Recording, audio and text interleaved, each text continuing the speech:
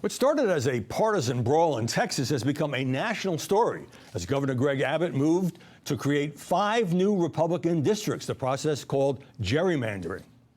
Renegade Democrats fled the state to prevent a vote. Abbott has asked the FBI to arrest them. No active effort there. And blue state governors are threatening to redraw their own congressional maps. Things are so bad for the Democrats that they're just not showing up for work is considered a victory for them in Texas. Republicans are trying to take away districts and on the backs of Latino and African American voters in the state.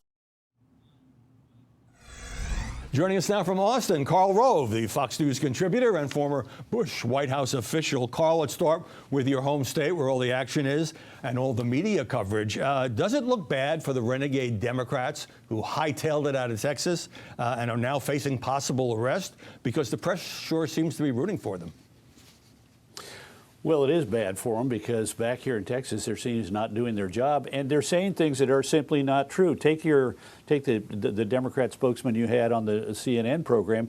The redistricting plan that has been proposed in the House of Representatives, Texas House, creates 2 black majority districts for the first time in the history of Texas and creates an 8th Hispanic majority population district. So the idea that this is on the backs of blacks and browns is ridiculous. It's just the opposite. For the first time ever, Texas would have a compact, contiguous district in Dallas that is majority black and a similar district in Houston that's majority black. But you say this spectacle isn't necessarily a slam dunk for Greg Abbott and the Republicans either. No, because here's the math. There are 150 members of the Texas House of Representatives, 88 Republicans, 62 Democrats, and the quorum, you need to have 100 members of the state House in order to conduct business, and that means you got to get 12 Democrats to come home. Now, there are 9 who have shown up. There's a 10th whom I've been told is in town. That means they need to get a couple more. And the Speaker of the House has taken some rather unusual steps. The governor's filed lawsuits, the Attorney General's filed lawsuit, but the Speaker has said if you want to get paid, and more importantly, if you want to get your per diem that you're due for each day of the special session, you have to show up in person in order to pick up the checks. And oh, incidentally, if you're not here, we're going to kill 1/3 of your monthly budget, which means that every one of those Democrats who has not shown up is going to have to fire one of their people because their budget doesn't allow them to pick up the tab. So, look, this is going to end sooner rather than later, and it always does. And think about this. We have 31 members of the Texas State Senate. They're all showing up, Democrats and Republicans alike. Well, what drives me crazy about this story, frankly, is the hypocrisy. Both parties do this, have done this, draw these crazy-looking districts in order to maximize their power when they have the raw power to do so. And then the other side is, oh, we're so outraged about it. But you can't, if you look at history, you see gerrymandering in both parties. Oh, absolutely. Both parties do it. And this is one of the fun things for me is that, take a look at this. Think about it. They went to Illinois. Trump got 40% of the vote in Illinois, and 82% of the members of the delegation are Democrats. New York, 43% for Trump, 73% of her Democrats. Then California, 38%, and 83% of the delegation are Democrats. And what about Texas? In Texas, Donald Trump got 56% of the vote, and the Republicans are 66% of the total.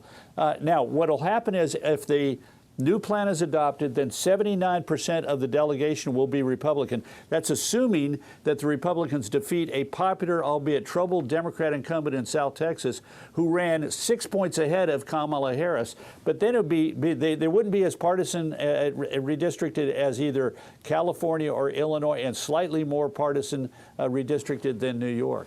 Uh-oh, he's got the whiteboard out. It's kind of intimidating. Karl, with the blue state governors in California, in Illinois, in New York, how does this play with the average voter? Because ordinarily it would be kind of a boring subject for political nerds, but in reality, the who controls the House next year may be at stake. It may be, and look, Democrats, even if this wasn't going to potentially have an impact on the outcome of the 2026 midterms. They'd be using it for political purposes. This allows them to whip up their base.